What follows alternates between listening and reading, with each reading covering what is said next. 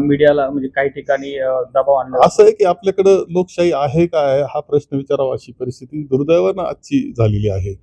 ज्युडिशरीवर दबाव आपल्याला दिसतो आहे. स्वायत्त संस्थांवर दबाव दिसतो आहे. निवडणूक आयोग राहिलेला नाही. कोणता विषय सरकारच्या विरुद्ध मांडला की त्याला अटक होते, त्रास होतो, त्याचे ट्विट डिलीट केले जातात. त्याचं ते जो काही हे पूर्णपणे खातं आहे ते बॅन केलं जातं. दुर्दैवानं आज आपला नंबर कितवा आहे मीडियाच्या बाबतीत? तुम्ही मीडियाचे लोक आहे, मला सांगा कितवा नंबर आहे? याचा अर्थ असा की आपण एकच चॅनल आणि एकच पेपर याच्या कांद्याचे दर सातत्याने घसरत आहे. व्यापारी देखील आता कांदा डिझेल अभावी कांदा पुढे पाठवू शकत नाही आणि शेतकऱ्यांना ₹12 ₹35 आम्ही हमी भावाने खरेदी करू असं मुख्यमंत्र्यांनी जाहीर केलं. मात्र प्रत्यक्षात लासलगाव असेल, येवला असेल ₹2 प्रति किलोने कांदा विकला जातो. त्यांनी जाहीर केलं. काय जाहीर केलं? 1235 म्हणजे ₹12.35 किलोनं खरेदी करू. म्हणजे काय काय ते आज उत्पादन खर्च जर ₹2000 पर्यंत ₹20 किलोला जाऊन पोहोचला असताना तुम्ही ₹12.35 म्हणजे राजा उदार झाला, हाती भोपळा दिला, असं त्याचा अर्थ आहे, बाकी काही नाही. ओके. 26 बदलाय, मात्र काँग्रेसची नेते मंडळी दिसतील. येथील कार्यकर्ते येतील, सगळे येतील, कारण हा विषय जनतेचा आहे. रोहित पवारांनी घेतलेला आहे. आमच्या आघाडीच्या जे आहे आमचे त्यातल्या प्रमुख घटक ते आहेत आणि त्यांनी तो घेतलेला आहे. महत्वाचा विषय घेतलेला आहे, जीवाभावाचा विषय घेतलेला आहे आणि जो कुणी आवाज उठवील या विषयात त्याच्याकरता सहभागी झालं पाहिजे. काँग्रेस तर या विषयामध्ये अग्रेसर आहेच आहे. रोहित पवार खरंच संदर्भ प्रश्न विचारला की खरतांचा एन्काउंटर देखील होऊ शकतो, कारण की अनेक बड्या नेत्यांची नाव यामध्ये येऊ शकतात, म्हणून त्यांच्या जीविताला धोका आहे असं रोहित पवारांनी सांगितलं.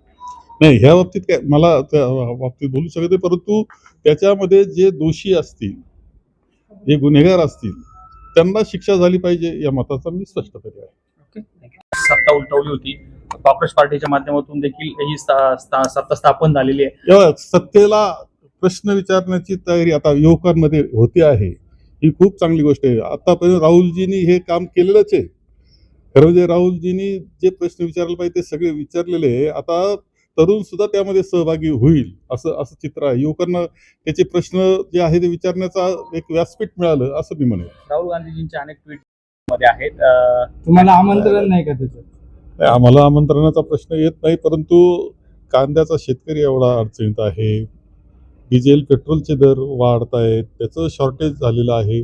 शेतकऱ्यांनी आता मशागत कशी करायची हा प्रश्न आहे. खत मिळत नाही, किमती तर वाढवल्यातच, डबल किमती केल्यात, खत मिळत नाही अशी परिस्थिती आहे. बियाणाचा सुद्धा पुरवठा ठीक होत नाहीये. खरं म्हणजे माननीय मुख्यमंत्री महोदयांची जबाबदारी की ज्यावेळेस खरीप जवळ येतो आहे त्यावेळेस ह्या सगळ्या गोष्टीची शेतकऱ्याची काळजी घेण्याची आणि जो शेतकरी पिकविल त्याला रास्त भाव देण्याची. मला वाटतं दुर्दैवानं हे केंद्र सरकार असेल किंवा राज्य सरकार असेल यांचं बिलकुल शेतकरी किंवा सामान्य माणूस, महागाई असेल, तरुणाची बेरोजगारी असेल, या बिलकुल याकडे त्यांचं लक्ष नाही, ही वस्तुस्थिती आहे. काँग्रेस कांद्याचं आंदोलन करताय, दिल्लीला जाणारे सर्व रस्ते ते अडवणार आहेत. त्यांनी आव्हान केलंय की सर्व पक्षांनी यात समाविष्ट व्हावं. आपण काँग्रेस पक्षाचा संपूर्ण पाठिंबा आहे आणि या आंदोलनामध्ये काँग्रेस पक्षाचा प्रमुख या नात्याने आम्ही देखील सहभागी होणार आहोत. ईडीची मोठी कारवाई म्हणजे साथीदाराकडून ईडीची कारवाई करत ₹13.50 कोटी खात्यात जमा केल्याचा खुलासा करण्यात आलाय. अनेक नवनवीन खुलासे बोलतो अशोक खरात संदर्भात. अशोक खरात जो आहे हा एक हस्तक होता आणि तो हस्तक कोणाचा होता तर सत्ताधाऱ्यांचा होता आणि सत्ताधाऱ्यांना जवळ ठेवून ते मनी लॉन्ड्रिंगचे काम करत होते. तर दुसरीकडे अंधश्रद्धेचा प्रचार प्रसार करून भारतीय जनता पक्षाला पोषक वातावरण तयार करत होते. याचे अनेक उदाहरणं आहेत. नाशिक जिल्ह्यामध्ये आणि लगतच्या अहिल्यानगर जिल्ह्यामध्ये जामतारा नावाचं सारखंच एक सदृश्य एक कॉल सेंटर, आंतरराष्ट्रीय कॉल सेंटर हे चालवलं जात होतं. देवेंद्र फडणवीस यांच्या आशीर्वादाने चालवलं जात होतं. दोन्ही ठिकाणचे जे SP आहेत हे पहिले मुंबईच्या लगत काम करत होते. त्यांना या जामतारा सहित या ठिकाणी त्यांची बदल्या करण्यात आल्या आणि ते आंतरराष्ट्रीय स्तरावरून जो पैसा कमवत होते तो मनी लॉन्ड्रिंग देखील खरातच्या माध्यमातून होत होतं. हा देखील आम्ही केलेला जो जुना आरोप आहे तो या निमित्ताने कुठेतरी सिद्ध होताना दिसत आहे. 26 मे ओके रोल सर, आजचा सर्वात मोठा प्रश्न जो आता देशामध्ये गाजतोय, देशात म्हणण्यापेक्षा आपल्या राज्यामध्ये खूप होतोय, कास्तकरी असतील, शेतकरी असतील, त्यांना डिझेल मिळत नाहीये आणि सरकार म्हणतं पुरवठा आहे. काय नेमकं तुम्ही सांगा? खोटारडे आणि बेजबाबदार लोक सत्तेत बसल्यावर कशी वाताहत देशाची आणि महाराष्ट्राची होती याचं अत्यंत दुर्दैवी अशा प्रकारचं हे उदाहरण आहे. तुटवडा आहे तर तुटवड्याचं नियोजन झालं पाहिजे. तुटवडा काही पहिल्यांदाच हा जगात आणि महाराष्ट्रात आणि भारतात आलेला नाही. मात्र सर्व करून सवरून नामानिराळे होणारा आणि कुठलीही जबाबदारी न स्वीकारणारं बेजबाबदार असं सरकार आहे. फडणवीस उलट पक्षी, काँग्रेस याला जबाबदार असं म्हणतात. फडणवीस उलट पक्षी, कुठलीच टंचाई नाही अशा प्रकारचं बेजबाबदार विधान करत असताना तुम्ही नव्हेच नावाचा ज्या भूमिकेमध्ये आहे त्यांनी त्याच्या बाहेर यावं. त्यांना शॉर्ट टर्म मेमरी लॉस आहे म्हणून गजनी देखील म्हटलं तर चुकीचं ठरणार नाही. यापूर्वी आम्ही केलेल्या आरोपाला त्यांनी जो खोडून काढला होता, मात्र आता हा आरोप त्यांच्यावर कुठेतरी चिटकलेला आहे.